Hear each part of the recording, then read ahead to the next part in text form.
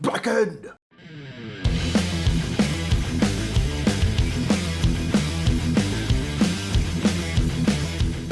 Greetings, my name is Brian. Welcome to KillCo Whiskey Musings. Today's video is about Blackened, a musical composition of a whiskey. I will try to explain as best I can. This is a blend of straight whiskeys finished in black brandy barrels, remastered by Dave Pickerel. And this one is 45%. There are some channels that tell you a lot more about this whiskey.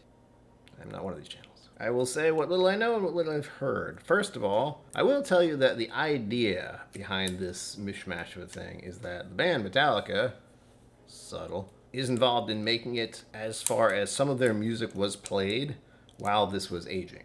Do we know for a fact it does anything? I don't. Although I do like the idea. I do like the idea of playing music to your whiskey barrels. What I did find out when looking up a little bit more on this was they actually have the playlist. So you can look up the Blackened bottle and then you look for the batch number. This is batch 94. I have listened to that playlist and, well, I have opinions, but I'll keep that to myself. I will say they have Through the Never on there, Trapped Under Ice, and No Remorse. The rest of them, well, we're not worried about the music, we're worried about the whiskey. I do wish I knew what blend of straight whiskeys these were.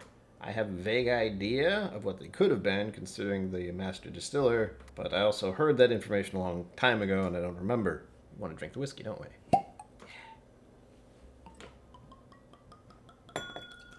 We begin with the color. Fairly nice. I'm not sure how long this was aged, but I do know, as it said, finished in black brandy is the part I'm most curious about. Onto the nose.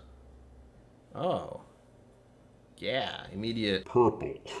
I thought of a purple lollipop and a purple ice pop. Whoop. There's something in here I don't like, though. It's a musty note, and I think this might be some kind of rye. I've heard people say dusty note or sawdust. I've heard peanut shell. That's strange. There's something familiar about it, but I don't know why it's familiar. It's familiar in a way I don't particularly like. Fermenting fruit. Maybe that's the brandy influence, but I think it's actually the whiskey itself, because that feels like what's most prominent on the nose. It's got a artificial sweetness. So if you've ever had Sweet and Low or something of that sort, it's got that vibe. Sure. All right, that's enough nosing for me. I want to get on the palate of this one. Here we go.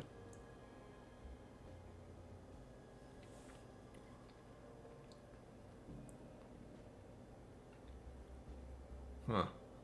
It's not a bad first sip, but it didn't really leave any good or bad impression there. It's just like, and that's whiskey. All right, hold on the palate. See what else I can dig out of this.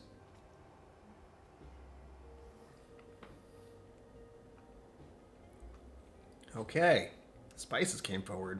This has got to have some rye in it at the very least. Peppery, a little metallic vanilla sweetness. Not too bad. Okay, I'm thinking of plums. What's brandy made from anyway?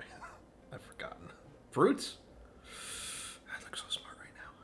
And in my mind, for whatever reason, plums and grapes aren't that far apart. It's simple. A little dry, a little sweet. A touch of fruit. And I mean just like a touch.